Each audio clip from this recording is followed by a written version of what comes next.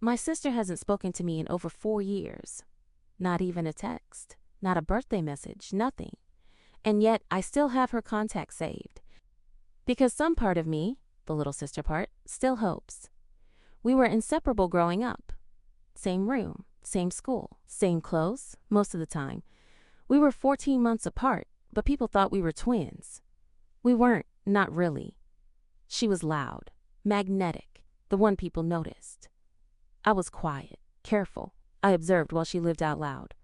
Our parents, maybe without meaning to, fed into the comparison. She's the artistic one. You're the smart one. She's sensitive. You're strong. But what I heard was, she's allowed to break down, you're not. She's the star. You stay small. So I learned early how to shrink. If she cried, I comforted. If she yelled, I stayed silent. If she needed anything, I gave it. She was always the storm. I was always the umbrella. But it wasn't until we got older that it started to hurt. Like really deeply hurt. We were both in our 20s, still living at home, trying to figure life out. She bounced between jobs, relationships, moods. I tried to keep things steady, a job, grad school, savings. But no matter what I did, I was always the selfish one. Because I didn't let her fall apart on me the way she used to. It came to a head one night. I had just gotten a job offer, a big one, out of state. I came home, excited, glowing, ready to tell my family. And when I did, she went quiet. Later that night, she came into my room and said, "Of course you'd leave. You always think you're better than everyone." I was stunned. I told her that wasn't true, that I loved her, but I needed this for myself. She said, "You're choosing yourself, again," and walked out. 2 weeks later, I moved. She didn't help me pack. She didn't say goodbye. She didn't even look at me. I cried the whole drive to my new apartment. Not because I regretted leaving, but because it hurt how easy it was for her to erase me. The silence started then.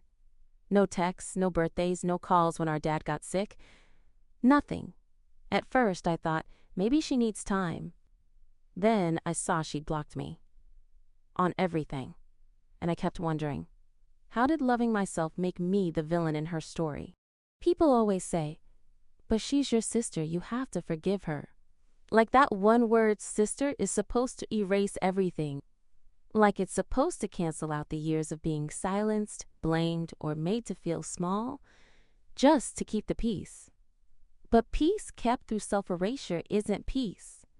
It's performance. And I'm done performing. It took me years to realize that boundaries aren't cruelty. They're clarity. And loving someone doesn't mean abandoning yourself so they feel more comfortable. I used to think silence was the worst outcome. That if she wasn't in my life, something was deeply broken. And yeah, it is broken. But it's not because I left.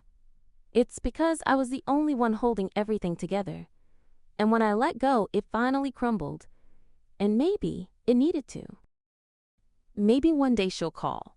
Maybe she'll tell me her side. Maybe she won't. But even if that day never comes, I know I'll be okay. Because I'm no longer holding space for someone who never held it for me. I still love her. Always will. But from far away. From a place where my peace doesn't cost my self-worth. And if you're listening to this, and it hits too close to home, if you've ever had to walk away from someone you thought would never let go of you, I just want to say, you're not cruel. You're not cold. You're just done bleeding for people who won't even notice the wound. And that's okay. That's healing. You didn't ruin anything. You just finally chose you.